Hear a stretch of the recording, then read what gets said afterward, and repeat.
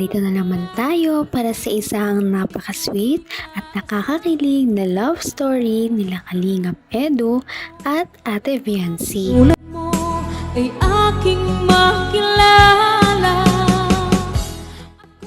Matapos ang ilang araw pagkatapos ng kanilang photoshoot ay muli na namang nagkita ang dalawa. Sa hindi inaasahang pagkakataon ay inabutan ni Kalingap Edu si Ate Viancy na naglalaba. Sobrang sipag talaga ni Ate Viancy dahil kung may pasok siya, busy siya sa school, at kapag wala namang pasok ay busy naman siya sa pagtulong sa kanilang bahay.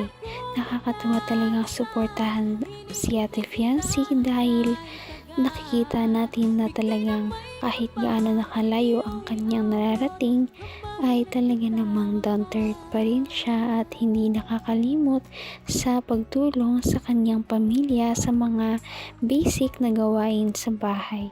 Kaya nakakatuwa talaga at marami ang sumusuporta sa love team na ito.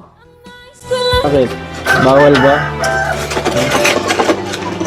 Kala ko pwede naman ako dito pumunta paminsan-minsan. Okay ka lang dyan? Oo, ano magsasabi kayo. Sabi? Dami ko po dito ang gawain, nakakaya po. Okay lang eh. Gusto rin kita sobrang sa akin paminsan-minsan para maiba naman. Ganyan yan, grabe. Pangit naghihigat. Kahit ano talagang gawin mo. Ang ganda mo.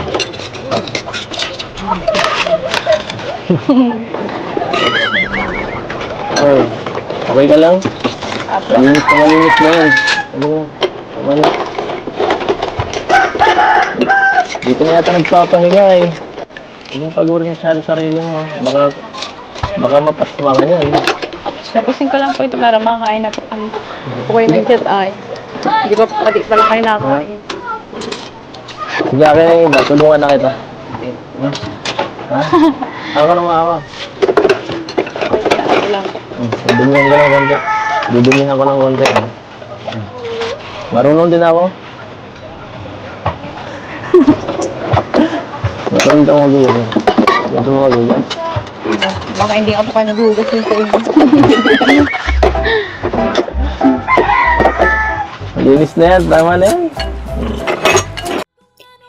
Para talagang wifey material na si Ate Viancy dahil sobrang sipag niya talaga at kahit na busy siya sa school ay hinahanapan niya pa rin ng time na makatulong siya sa gawaing bahay sa kanilang tahanan. At dahil nga dito ay mas lalong humahanga si Kalingap Edu at ang kanyang mga supporters sa kanya. Linis na yan. Tama na yan. Baka makabasag pa ako nito. Ha? Ako na. Doon na tayo. Dito. Okay lang po. Ay. Saan na lagyan ako? Lagyan mo po din katsara. Saan na lagyan? Ako na po. Oh, saan na ba ang lagay yan? Ikaw po kasi di ka nagsasabi ay. Ay, naku, dapat masanay ka na sa mga surprise na ito. Gusto ko palagi kang sinusurpresa.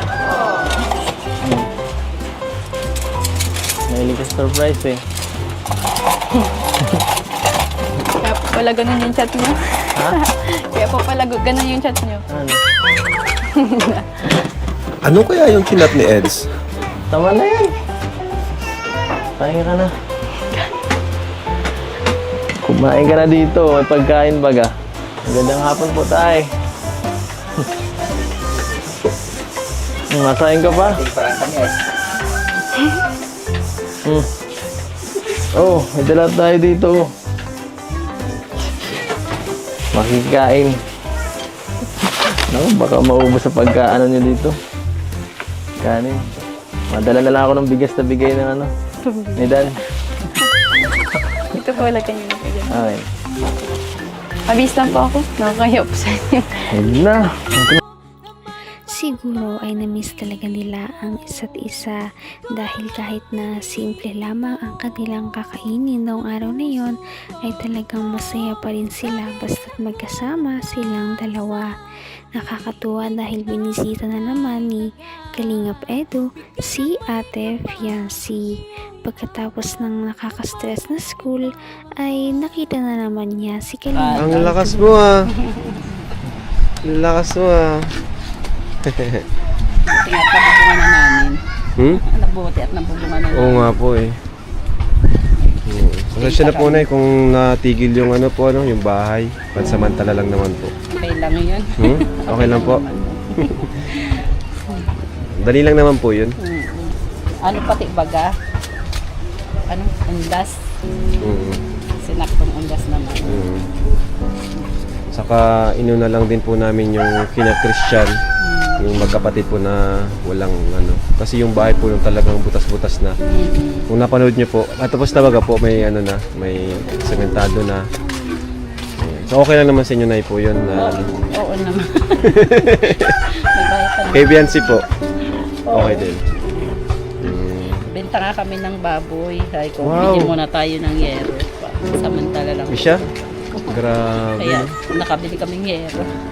Yun pala yung ginawa nyo na yun, yung mga extra nyo, mga extrang negosyo. Baboy. Nakakatuwa naman na kasi Tira lang akong isa. yung binibigay namin sa inyo, ginagawa nyo palang pampuhunan sa mga negosyo. Baboy na.